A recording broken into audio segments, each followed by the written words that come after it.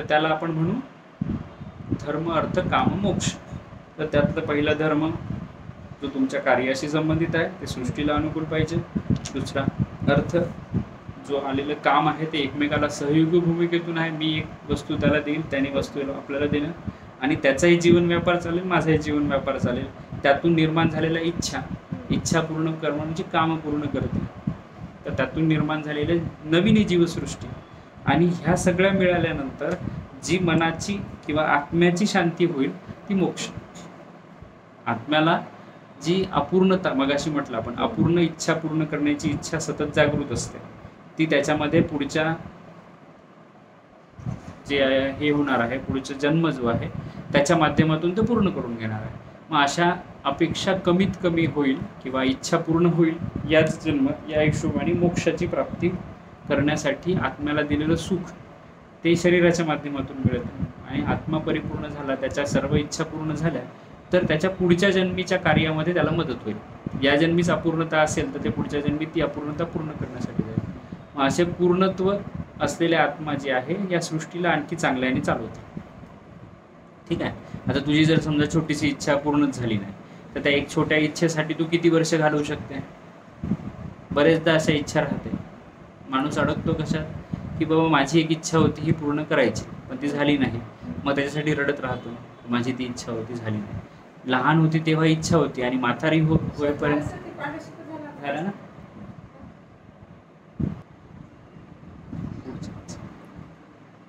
ब्रह्मदेवाने आयुर्वेद ध्यानात आणून दक्ष प्रजापतीला शिकविले.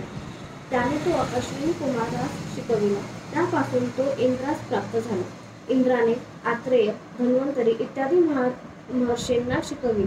आत्रेयाधिकांनी तो अग्निवेश, भेद इत्यादी ऋषींना शिकविला व अग्निवेशाधिकांनी आयुर्वेदांवर निरनिराळे ग्रंथ लिहिले.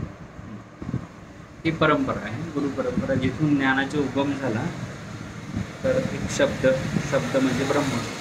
ठीक आहे. शब्दापासूनच सर्व निर्मिती झालेली आहे. आपण शब्द ब्रह्म मानतो. ब्रह्म आपण ज्या पद्धतीने विचार करतो तर ते आकाश महाभूत या स्वरूपात आहे. ठीक आहे. तर आकाश महाभूताची जी तन्मात्रा आहे ती शब्द आहे, आणि शब्द म्हणजेच ब्रह्म आहे. असा विचार केला तर त्या शब्दापासून निर्मिती झालेली आहे. शेवटी सर्व काही पंचभौतिक आहे, पाची महाभूतातून निर्माण झालेला आहे. तर शब्द हे आकाश तन्मात्रेचं स्वरूप आहे. तर आकाशातूनच याची उत्पत्ती झालेली आहे. तर आपण त्याला ब्रह्म या शब्दाला व्याप्ती त्याची वाढवून टाकतो. यत ब्रह्म तत् ब्रह्मांड आपण जे म्हणतो ना, तर त्यातला जो ब्रह्म आहे हा शब्द स्वरूप आहे. आणि शब्द जे आहे हे आकाश तत्व जे आहे हे पूर्ण आकाश तत्व आपण त्याला काय म्हणू की ज्याची व्याप्ती आपल्याला कळत नाही, विभू आहे, जे शुद्धीकरणाचं एक माध्यम आहे. तर ते जे आहे ते आकाश तत्व, त्या आकाश तत्वातून शब्द स्वरूपात हे आयुर्वेदाचं ज्ञान जीवसृष्टीसाठी एक एक पुढच्या व्यक्तीपर्यंत पोहोचत गेलं. आणि ते त्याच परंपरेतून आपल्यापर्यंत पोहोचलं, जे आता आपण वाचत आहे. त्यांच्या या अफाट व संकीर्ण ग्रंथाचा सारांश काढून फार संक्षिप्त नव्हे, फार विस्तृत नव्हे असा अष्टांग हृदय नावाचा ग्रंथ रचितो. काय बाल ऊर्ध्वांग शल्य दृष्टांत वृषान अष्ट अंगानी तस्या ही चिकित्सा येषु संश्रिता. या अष्टांग हृदय ग्रंथाची जी 8 अंगे ती याप्रमाणे. अष्टांग हृदय, चरक, सुश्रुत आणि त्याच्यानंतर संमिश्र जे ज्ञान आहे सोपं व्हायला पाहिजे, या अनुषंगाने आपण वाग्भट वाचतो. वाग्भटामध्ये दोन्ही अंगाचा विचार केलेला आहे. एकीकडे काय चिकित्सेचं आहे आणि सुश्रुताची जी सर्जिकल पॉईंट ऑफ व्ह्यू आहे ते पण आहे. तर दोघांचंही संमिश्र ज्ञान व्हायला पाहिजे, म्हणून मग वाग्भट आपण वाचतो की आणखी आयुर्वेद थोडा सोपा केला. सर, मग हे अष्टांग म्हणजे अंग हे वाग्भटांनुसार वेगळे आहे आणि चरकमध्ये पण वेगळे दोन असं का? नाही, म्हणजे चरक मेडिसिनवर जास्त अवलंबून होते, पूर्ण त्यांचं मेडिसिनच होतं. सुश्रुतांचं सर्जरीवर जास्त हे होतं, म्हणून यात असा काही फरक आहे? त्याचमुळे फरक आहे ना, की त्यातला जो फरक दाखवत आहे तो दिसताना फरक आहे, बाह्य स्वरूपातला फरक आहे. पण जर त्याचा विचारांचा जर हे पाहिलं की त्याचं बेस काय, तर ते बेस एकच आहे. ठीक आहे. तर बायफर्गेशन, आता समजा मला असं वाटलं की सर्जिकल पॉईंट ऑफ व्ह्यू किंवा सुश्रुताच्या अनुषंगाने विचार केला तर शरीराच्या माध्यमातून ते जाण्याचा प्रयत्न करत आहे. ठीक आहे. किंवा शरीराच्या बाबतीत होणाऱ्या विकृतीचा विचार करत आहे आणि रक्ताचा विचार करत आहे. तर अग्नीच्या बाबतीत विचार करून कायाग्नीवरच काम करायचं असं चरकांचं मत आहे. ठीक आहे. तर दोन्ही अनुषंगाने विचार केला समजा तरी ते अग्नी स्वरूपातच विचार होत आहे. ठीक आहे. फक्त एक रक्ताच्या बाबतीत जो विचार वेगळा आलेला आहे तो शरीरामध्ये असलेल्या विकृती आहे, रचनात्मक विकृतीत आलेला बदल आणि क्रियात्मक विकृतीत आलेला बदल, हा दोन्हीतला फरक आहे. शरीर एकच आहे पण शरीरात दोन गोष्टी चालू आहेत. एक रचना आहे, शरीर बाह्य स्वरूपात आणि आभ्यंतर स्वरूपात जे दिसत आहे ते, आणि या शरीर रचनेला चालवण्यासाठी काही क्रियात्मक बदल आहे.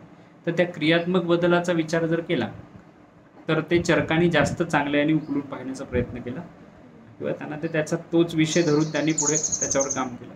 आणि वाग्भटाच्या बाबतीत या दोघांचाही विचार संमिश्र बरोबर आहे, कारण की दोन्ही शरीराचेच भाग आहेत. तर त्याचा विचार दोघांचा एकच आहे आणि आपण तो पुढं शिकला नाही तसा शिकला पाहिजे असा वाग्भटाचा विचार असल्यामुळे त्यांनी त्याचे जे 8 अंग सांगितलेले आहे ते दोन्हीचं मिश्र सांगितलेलं आहे. आणि चरकांनी कायचिकित्सेच्या बाबतीत आणि सुश्रुतांनी सर्जिकलच्या बाबतीत असं वेगळं करून मांडलेलं आहे. आणि काळाच्या हिशोबाने त्या काळानुसार ते दोन्ही ग्रंथ योग्यच आहेत, त्या प्रश्नच नाही. ठीक आहे. किंवा त्याची योग्यता आपण नाही ठरवू शकत है ना. 8 अंग: कायचिकित्सा, बालचिकित्सा, ग्रहचिकित्सा, ऊर्ध्वांग चिकित्सा, शल्यचिकित्सा, दृष्टांत चिकित्सा, जरा चिकित्सा आणि वृषाचिकित्सा. वायुपित्तम कफश्चेती त्रयोदोषा समस्ततः. शरीरामध्ये वायू, पित्त व कफ असे संक्षेपे करून 3 दोष आहेत. संक्षिप्त संक्षेपे करून बरं, ठीक आहे. यांचे वृद्धिक्षयादी प्रकार व संयोग अनेक आहेत, परंतु मुख्य दोष 3च. रक्त हा एक 4था दोष आहे असे कित्येक प्रतिपादन करीतात, परंतु ते बरोबर नाही. कारण रक्त दूष्य आहे. वातादिकांवाचून स्वतंत्रपणे ते दूषित होऊ शकत नाही किंवा शरीरात दोष उत्पन्न करू शकत नाही. वातादिक स्वतःच दोष उत्पन्न करू शकतात, म्हणून दोष ही अनर्थक संज्ञा त्यांनाच लागू होतो. वाग्भटांचं हे म्हणणं तेच आहे की दोष जे आहेत ते वातपित्त कफ या अनुषंगाने विचार करू शकतो आणि दोषाच्या अनुषंगानं रक्त आदी जे धातू आहे त्यात होणारा जो बदल आहे तो आपल्याला गृहीत धरावा लागेल. आणि त्यामुळे मग रस, रक्त हे धातू आहेत, रक्त काही वेगळा दोष मानणं योग्य नाही. त्यानुसार त्यांनी मग ते ग्रंथात जसे वर्णन आलेलं आहे. पण ग्रंथात असे काही आजार आहेत किंवा व्याधी आहेत तिथं रक्ताचा संबंध येतो, जसं वातरक्त आहे ना, रक्तपित्त आहे, किंवा त्याचा काहीतरी एकमेकासोबत जवळचा संबंध आहे असे दाखवणारे वेगवेगळे आजार, व्याधी जे आहेत ते दिसत आहे. कारण की मग तसं असतं तर कदाचित रक्तपित्त नसताना, रक्तपित्त एक आजार आहे तर तसंच रसपित्त किंवा मेदपित्त किंवा कफपित्त किंवा पित्त जे आहे याचा अनुषंग धरून इतर आजार दिसले असते. तर मुख्यतः प्रभाव रक्तावर दिसतो, कारण रक्त हे जीवन आहे. तर जीवनाचा संबंध दोषाशी येऊ शकतो आणि धातूशी येऊ शकतो.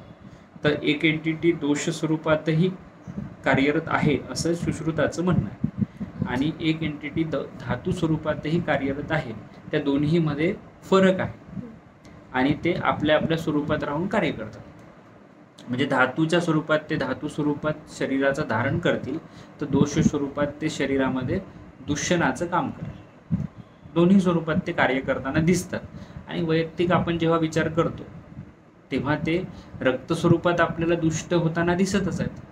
म्हणजे आत्ता मॉडर्न सायन्स जसं रक्ताचा एक विचार करत आहे की रक्ताच्या अनुषंगाने विचार करून रक्त ब्लड ट्रान्सफ्युजन किंवा रक्तदोषामध्ये रक्त हे करणं, शुद्ध करणं किंवा वेगवेगळ्या प्रकारचे जे काही डायलिसिस वगैरे सगळे प्रकार जे आहे हे रक्ताच्या अनुषंगाने होतात. म्हणजे रक्त जीवन आहे म्हणूनच होतात. मग तो दोष स्वरूपात मानायचा की नाही मानायचा हा त्या व्याधीच्या अनुषंगाने विचार करावा लागतो. जर दोषाचा विचार केला तर वात पित्त कफ आणि पित्ताच्या अनुषंगाने विचार केला तर रक्त असा एक भाग होऊ शकतो. पण रक्तालाच वेगळा दोष मानून जर तो विचार केला तर चौथा दोषही तो होऊ शकतो. दोष आणि धातू असं दोन्ही विचार करावा लागेल. ठीक आहे.